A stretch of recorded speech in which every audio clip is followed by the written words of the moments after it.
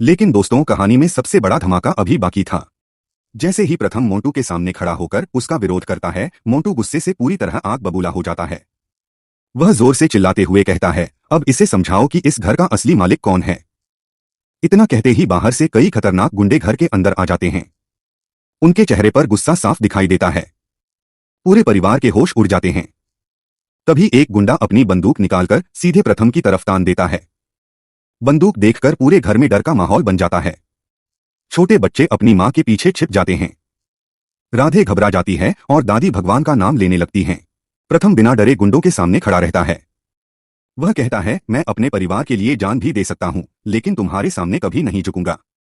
यह सुनते ही मोंटू और ज्यादा गुस्से में आ जाता है। वह गुंडों को इशारा करता है और कहता है, मारो इसे। इतना मारो कि दोबारा मेरे सामने खड़ा होने की हिम्मत न करे। बस फिर क्या था, सभी गुंडे मिलकर प्रथम पर हमला कर देते हैं। कोई उसे धक्का देता है, कोई मुक्के मारता है और कोई लातों से हमला करता है। कुछ ही पलों में प्रथम जमीन पर गिर जाता है। फिर भी वह हार नहीं मानता और दोबारा उठने की कोशिश करता है। राधे रोते हुए दौड़कर प्रथम को बचाने जाती है, लेकिन एक गुंडा बंदूक दिखाकर उसे पीछे हटने की धमकी देता है। दादी हाथ जोड़कर कहती हैं, मेरे बच्चे को छोड़ दो, उसने तुम्हारा क्या बिगाड़ा है। लेकिन गुंडों पर इसका कोई असर नहीं होता। मोंटू दूर खड़ा यह सब देखकर जोर जोर से हंसता रहता है। वह कहता है, आज के बाद इस घर में वही होगा जो मैं चाहूंगा। जो भी मेरे खिलाफ जाएगा उसका यही हाल होगा। पूरा मित्तल परिवार बेबस होकर यह सब देखता रहता है। किसी की हिम्मत नहीं होती कि बंदूक लिए खड़े गुंडों के सामने जाए। घर का माहौल पूरी तरह डर और तनाव से भर जाता है।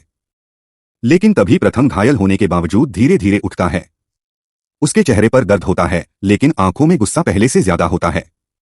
वह मोंटू की तरफ देखकर कहता है, तुमने धोखे से प्रॉपर्टी छीनी है, लेकिन सच ज्यादा देर तक नहीं छिपेगा। एक दिन तुम्हें अपने हर गुनाह की सजा मिलेगी। प्रथम की यह बात सुनकर मोंटू कुछ पल के लिए चुप हो जाता है, लेकिन फिर वह अपने गुंडों को पूरे परिवार पर नजर रखने का आदेश देता है। अब पूरे घर पर मोंटू का कब्जा हो चुका होता है और परिवार के सभी लोग उसकी कैद जैसी जिंदगी जीने पर मजबूर हो जाते हैं।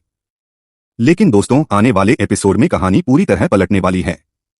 क्या प्रथम मोंटू का असली सच सबके सामने लाएगा? क्या दादी अपनी प्रॉपर्टी वापस हासिल कर पाएंगी? क्या पुलिस सही समय पर पहुंचकर मोंटू और उसके गुंडों को गिरफ्तार करेगी? इन सभी सवालों के जवाब आपको आने वाले एपिसोड में देखने को मिलेंगे। इसलिए वीडियो को लाइक करें, चैनल को सब्सक्राइब करें और बेल आइकन जरूर दबाएं ताकि ऐसी ही हर नई अपडेट सबसे पहले आपको मिलती रहे। हेलो दोस्तों, स्वागत है आप सभी का हमारे चैनल पर। आज के इस धमाकेदार एपिसोड में ऐसा बड़ा ट्विस्ट देखने को मिलेगा जिसे देखकर पूरे मित्तल परिवार के पैरों तले जमीन खिसक जाएगी।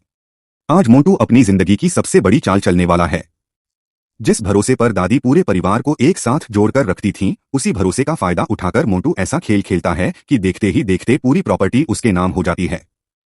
लेकिन कहानी यहीं खत्म नहीं होती, क्योंकि इसके बाद वह पूरे परिवार के साथ जो करता है उसे देखकर हर कोई गुस्से से भर जाएगा।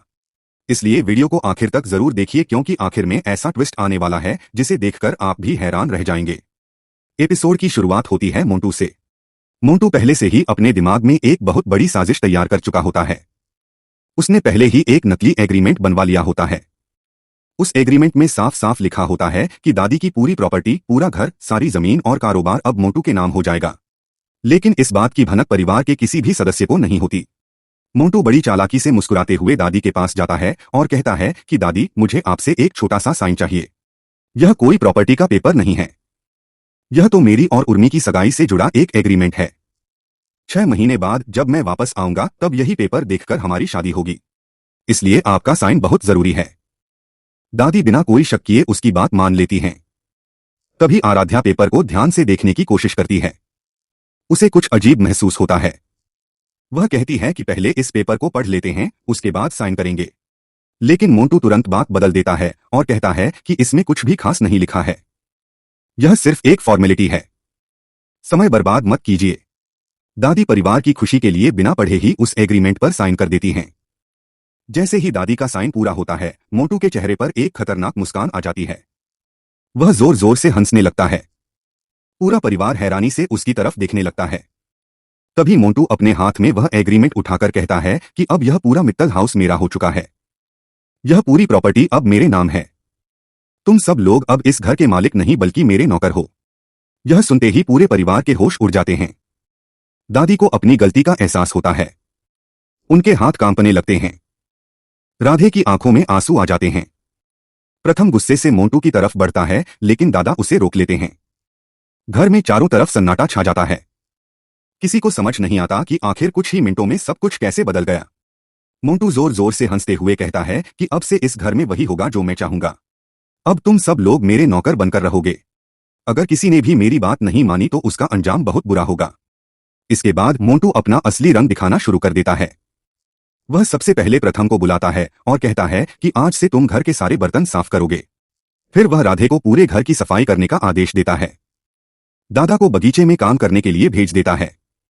दादी से रसोई का सारा काम करवाने लगता है। पूरा परिवार मजबूरी में सब कुछ सहन करता रहता है। राधे यह सब देखकर रोने लगती है। वह कहती है कि भगवान ऐसा दिन किसी को मत दिखाना। दादी खुद को दोष देती हैं और कहती हैं कि मेरी एक गलती ने पूरे परिवार को बर्बाद कर दिया। लेकिन मोंटू को किसी की तकलीफ से कोई फर्क नहीं पड़ता। वह बार बार पूरे परिवार का अपमान करता रहता है। प्रथम यह सब देखकर अपना गुस्सा नहीं रोक पाता। वह मोंटू के सामने जाकर कहता है कि तुमने धोखे से यह सब हासिल किया है। तुम कभी इस घर के मालिक नहीं बन सकते। मोंटू गुस्से से आग बबूला हो जाता है।